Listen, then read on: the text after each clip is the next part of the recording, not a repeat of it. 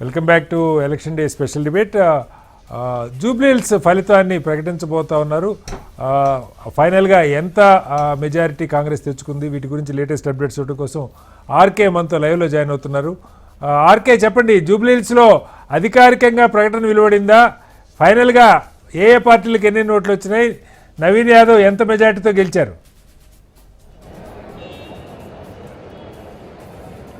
కటార్ గారు అయితే అధికారికంగా ఇంకా పూర్తి స్థాయి సమాచారం రాలేదు. ప్రస్తుతం అధికారికంగా 7వ రౌండ్ వరకు మాత్రమే ముగియడం జరిగింది. 7వ రౌండ్ వరకు కూడా దాదాపుగా 19,797 ఓట్ల మెజారిటీని సాధించడం జరిగింది. ఇప్పటి వరకు కూడా అంటే 7వ రౌండ్ వరకు కూడా 70,341 ఓట్లను ఇటు కాంగ్రెస్ పార్టీ సాధించడం జరిగింది. అలాగే బీఆర్ఎస్ పార్టీకి 50,544 ఓట్లను సాధించడం జరిగింది. బీజేపీ పార్టీ వచ్చేసరికి 11,923 ఓట్లను అయితే కైవసం చేసుకోవడం జరిగింది. ప్రస్తుతం చూసుకుంటే మొత్తం కూడా దాదాపుగా కంప్లీట్ అవ్వచ్చింది. ఇప్పటికే అధికారికంగా 7 ప్రకటించడం జరిగింది.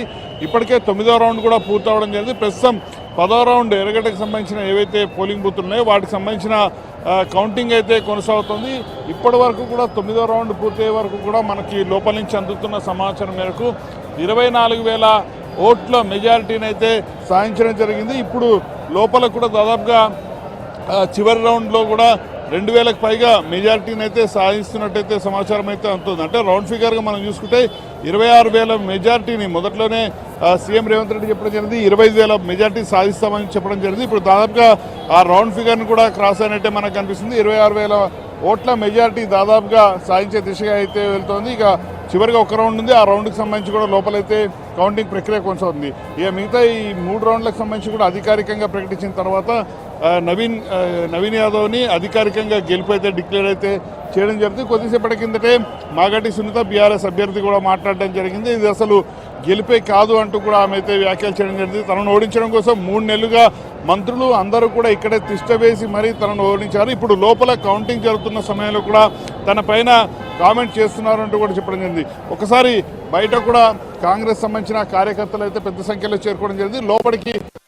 కాబట్టి ప్రస్తుతం వాళ్ళందరూ కూడా గెలుపు దిశగా ఆల్రెడీ నవీన్ యాదవ్ వచ్చారు కాబట్టి అందుకని చాలా పెద్ద సంఖ్యలో అయితే ఇక్కడికి రావడం జరిగింది. అలాగే నవీన్ యాదవ్ ఇంటి వద్ద ఇప్పటికే సందడి వాతావరణం కొనసాగుతుంది.